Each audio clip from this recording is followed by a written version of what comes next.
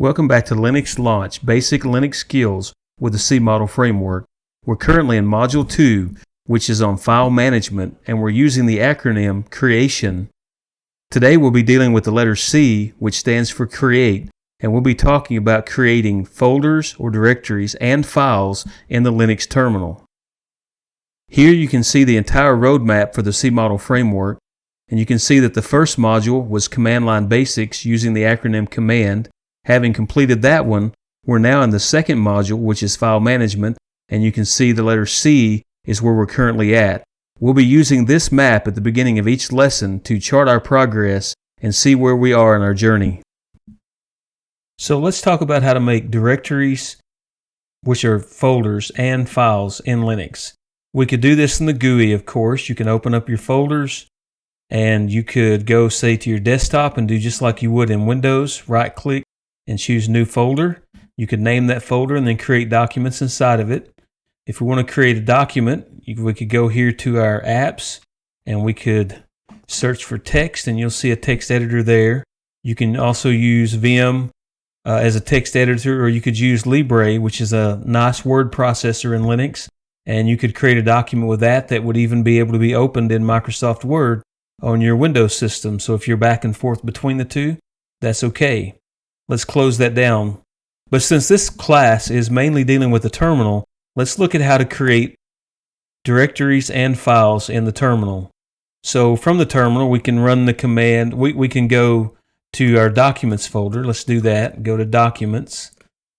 And we run ls, and that shows us the contents of the Documents directory, and there's not anything there right now. So let's clear our screen. Now to make a directory, we use the command mkdir, and we'll call this directory class files, and then press enter. And now if you do the ls command to see what's in our documents, you will see that we do currently now have this new directory. So let's do the cd command and go into that directory. And now here, let's do the clear command.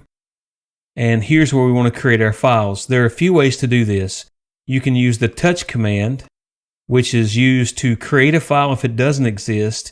And if it does exist, it will update the metadata, like the access time and the creation time, the modify time. But since we don't have any documents, we're going to use this to create a file. So let's do touch file 1. And now if we do ls, you'll see that we now have created a file. So you now know how to create a file in the Linux terminal.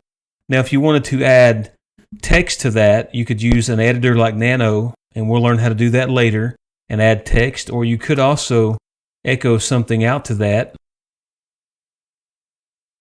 like this with the echo command, file 1, and now if we do a cat on that file, cat will read out the information of a file, and you can see now that we have added document. We used the echo command, we added a word, and we used the redirect to redirect that to this file. And so that's how you would add information. We're going to do a whole class on editing and adding information, but that's one way that you can create a file. Now speaking of echo, let's clear our screen. You could also use the echo command and add some text in here, and echo is just going to echo out this command. If we just run this as is, it will just echo it out to our terminal, to our standard output. But if we use a redirect, let's do our up arrow to get that command back, and now we're going to use a redirect, and we're going to do file 2. Press enter, and now if we do the ls command, you can see that we now have our second file.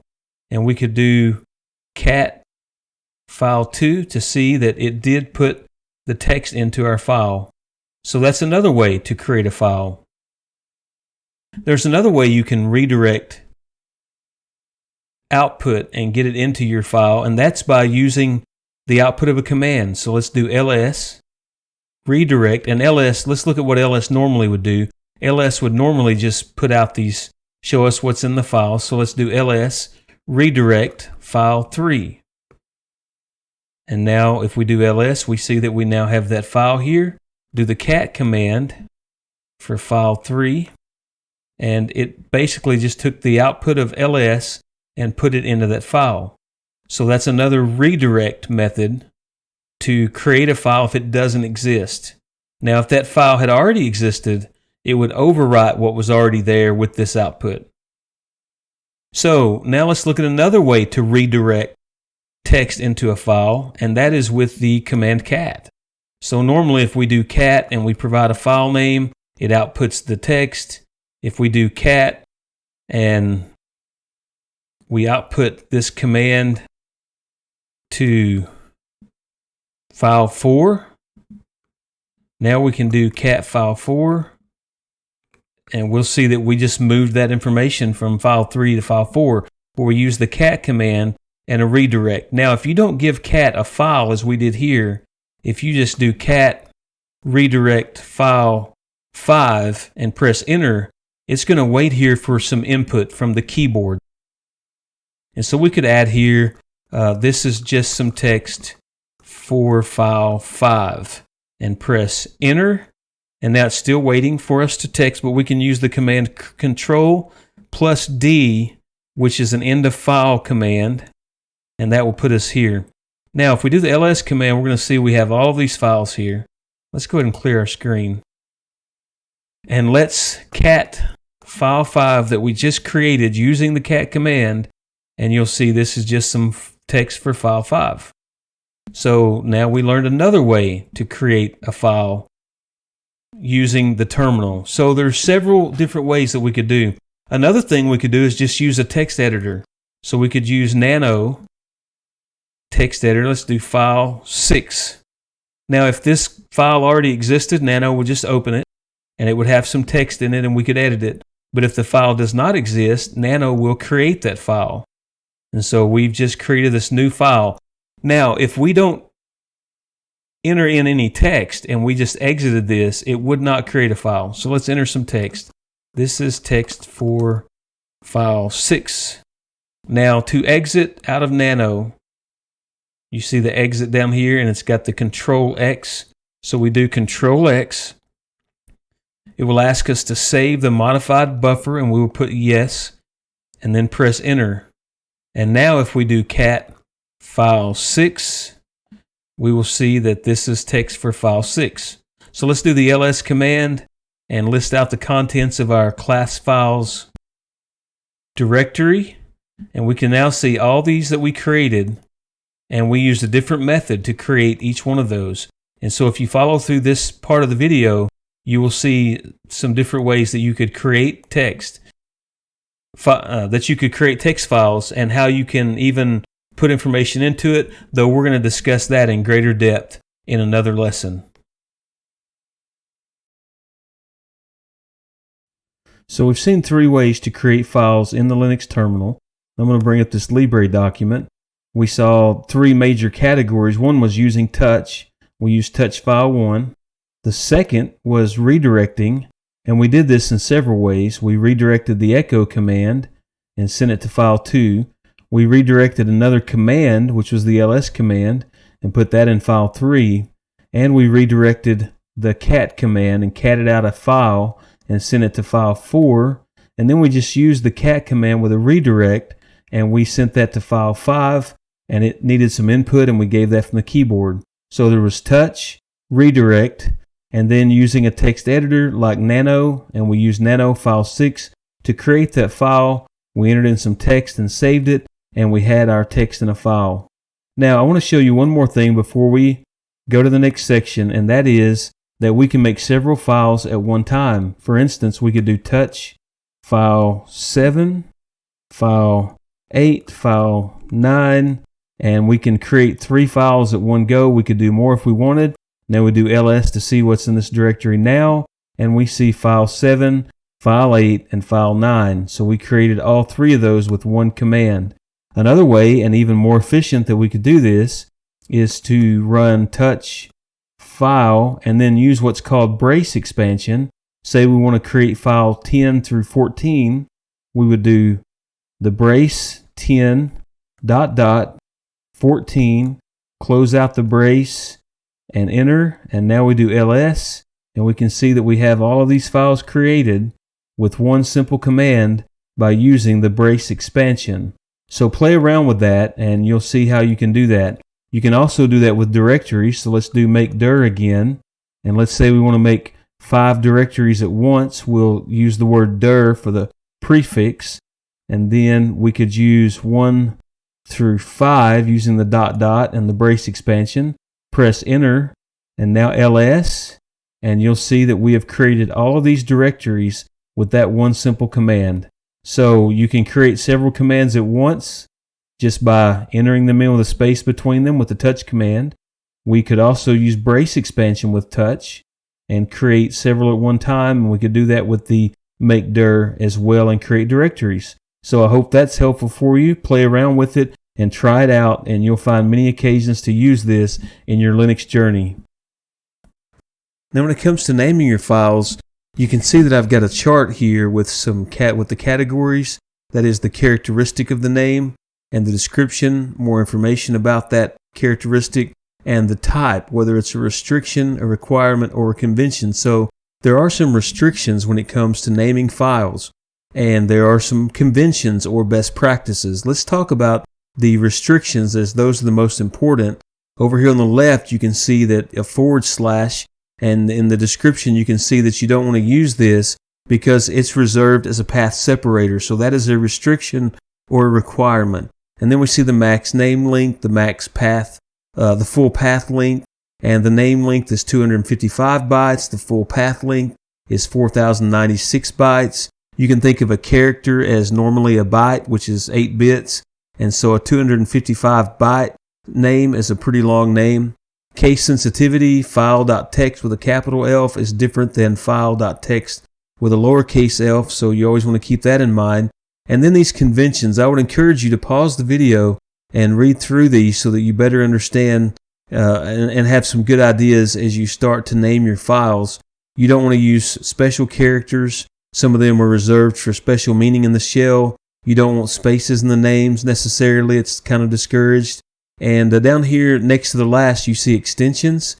You don't have to use an extension in Linux because file type is determined by content, not extension, but it's still useful for clarity and portability. So keep these things in mind as you name your files in Linux, and you'll be okay.